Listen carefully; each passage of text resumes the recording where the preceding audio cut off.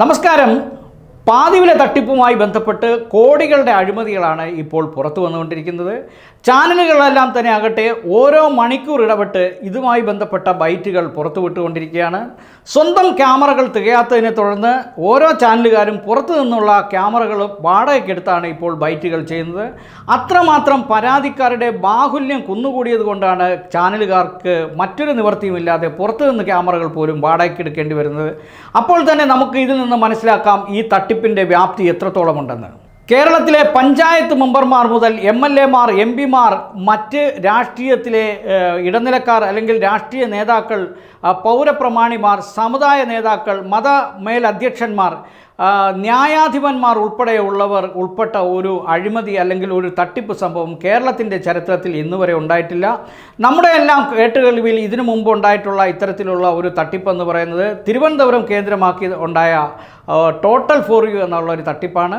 ആ total for you തട്ടിപ്പിനേക്കാൾ എത്രയോ ഇരട്ടിയാണ് ഇപ്പോൾ പാതിവിലയുമായി ബന്ധപ്പെട്ട തട്ടിപ്പുകളുടെ അനുദിനം പുറത്തു വരുന്ന വാർത്തകൾ സൂചിപ്പിക്കുന്നത്.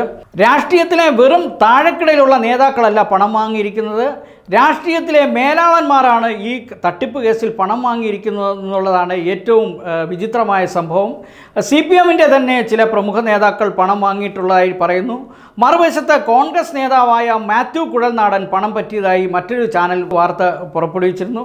എന്നാൽ അടുത്ത നിമിഷം തന്നെ കോടതിയിലേക്ക് കൊണ്ടുവരുന്ന വഴി ഈ കേസിലെ പ്രധാന പ്രതിയായ അനന്തു കൃഷ്ണൻ മാത്യു കുഴൽനാടൻ പണം കൈപ്പറ്റിയിട്ടില്ല എന്ന് മാധ്യമങ്ങളോട് വിളിച്ചു പറയുകയുണ്ടായി.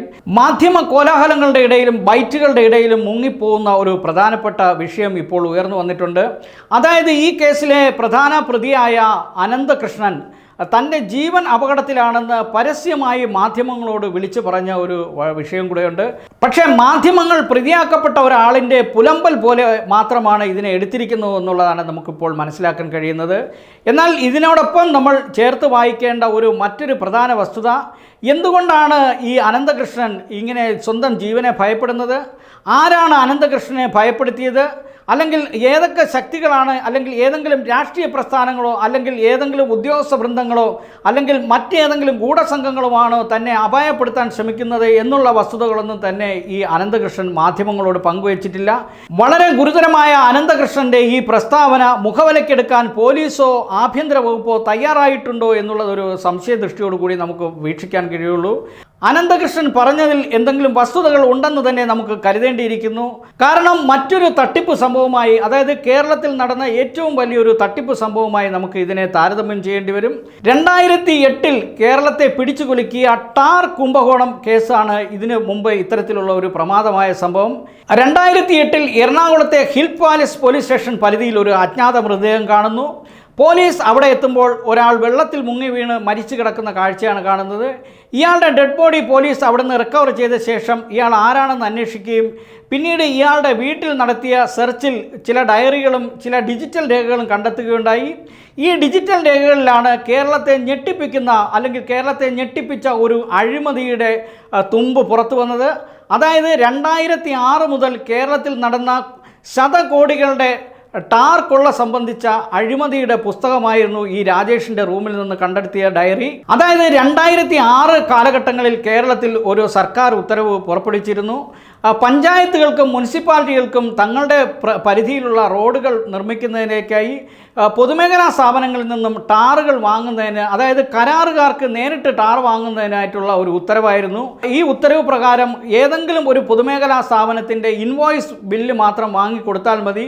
എത്ര ടാർ വാങ്ങിച്ചു എന്നുള്ളതിന് ഈ ബില്ല് മാത്രം മതി. ഈ ബില്ലിൻ്റെ അടിസ്ഥാനത്തിലാണ് കോൺട്രാക്ടർമാർക്ക് ഈ പഞ്ചായത്തും മുനിസിപ്പാലിറ്റികളുമെല്ലാം ഈ റോഡ് നിർമ്മാണത്തിലെ തുക അനുവദിച്ചു വന്നിരുന്നത്.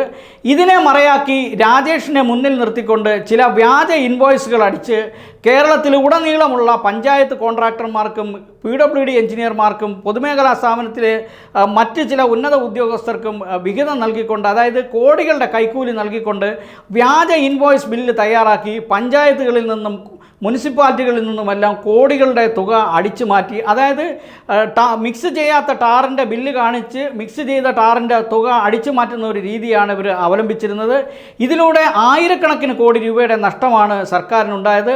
കേരളത്തിന് അങ്ങോളം ഇങ്ങോളം ഏകദേശം അന്നത്തെ കണക്ക് പ്രകാരം 2008 കണക്ക് പ്രകാരം 900 കോടി രൂപയുടെ അഴിമതിയാണ് അന്ന് ഉണ്ടായതായി അന്നത്തെ അന്വേഷണ സംഘം വെളിപ്പെടുത്തിയിരുന്നത്.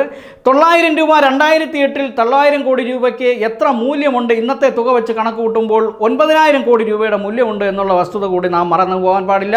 രാജേഷിൻ്റെ മരണശേഷം, അതായത് ഈ ടാർ അഴിമതി പുറത്തു വന്ന ഘട്ടത്തിൽ രാജേഷ് സമാനമായ, അതായത് ഇപ്പോൾ അനന്തുകൃഷ്ണൻ അകത്താവുന്നതിന് സമാനമായ രീതിയിൽ രാജേഷ് അകത്താവുമായിരുന്നു. രാജേഷിനെ പോലീസ് കസ്റ്റഡിയിലെടുത്ത് ചോദ്യം ചെയ്ത് വിട്ടയച്ച ശേഷമാണ് രാജേഷിൻ്റെ ദുരൂഹ സാഹചര്യത്തിലുള്ള മരണം ഉണ്ടാകുന്നത്. രാജേഷ് 3-ാമത്തെ ദിവസം, അതായത് രാജേഷ് മരിക്കപ്പെടുന്നതിൻ്റെ അടുത്ത ദിവസം പത്രസമ്മേളനം നടത്തുമെന്ന് രാജേഷ് തൻ്റെ സുഹൃത്തുക്കളോട് പറഞ്ഞിരുന്നു. ഇതിന് തൊട്ടു മുന്നെയാണ് രാജേഷിനെ ദുരൂഹമായ സാഹചര്യത്തിൽ എറണാകുളത്ത് കൊല്ലപ്പെട്ട നിലയിൽ കാണപ്പെട്ടത്. രാജേഷിൻ്റെ മരണത്തെ തുടർന്ന് ഏറെ കോലാഹലങ്ങൾ ഉണ്ടായെങ്കിലും ആ മാധ്യമ വാർത്തകളെല്ലാം തന്നെ ഒരാഴ്ച കൊണ്ട് കെട്ടടങ്ങി. കേരളത്തിലെ അങ്ങോളം ഇങ്ങോളം ഏകദേശം 400 കേസുകളാണ് ഈ ടാർ കുംഭകോണവുമായി ബന്ധപ്പെട്ട് രജിസ്റ്റർ ചെയ്തത്. പിന്നീട് ഈ കേസുകൾക്കെല്ലാം എന്ത് സംഭവിച്ചു എന്നുള്ളത് ആർക്കും അറിയില്ല. മിക്കവാറും കേസുകളെല്ലാം തന്നെ ആവിയായ സ്ഥിതിയാണ് നമുക്ക് കാണാൻ കഴിയുന്നത്. പരിശോധിച്ചാൽ ഇതിനെക്കുറിച്ചറിയാം. 2008 നടന്ന ഈ അഴിമതി കേസിൽ കാസർഗോഡ് 12 കേസുകൾ രജിസ്റ്റർ ചെയ്തിരുന്നു. ഈ 12 കേസിൽ, അതായത് 400 കേസിൽ ഒരാൾ മാത്രമാണ് ശിക്ഷിക്കപ്പെട്ടത് എന്നുള്ള വസ്തുത കൂടി നമ്മൾ ഈ തട്ടിപ്പിനോടൊപ്പം ചേർത്ത് വായിക്കേണ്ടതുണ്ട്. ഈ വസ്തുതകളെല്ലാം പരിശോധിക്കപ്പെടുമ്പോൾ അനന്തകൃഷ്ണൻ തൻ്റെ ജീവന് ഭീഷണിയുണ്ടെന്നുള്ള വസ്തുത നമുക്ക് തള്ളിക്കളയാൻ കഴിയില്ല. അതുകൊണ്ട് ആഭ്യന്തര വകുപ്പ് അതിശക്തമായ സുരക്ഷ ഈ അനന്തുകൃഷ്ണന് നൽകിയില്ലെങ്കിൽ അനന്തുകൃഷ്ണൻ്റെ ജീവനും അപകടപ്പെട്ടേക്കാമെന്ന് ഈ ടാർ കുംഭകോണവുമായുള്ള അഴിമതി അല്ലെങ്കിൽ രാജേഷിൻ്റെ ദുരൂഹ മരണം വെച്ച് നമുക്ക് വിലയിരുത്തേണ്ടി വരുമെന്നുള്ളതാണ് നമ്മുടെ മുന്നിലുള്ള വസ്തുത.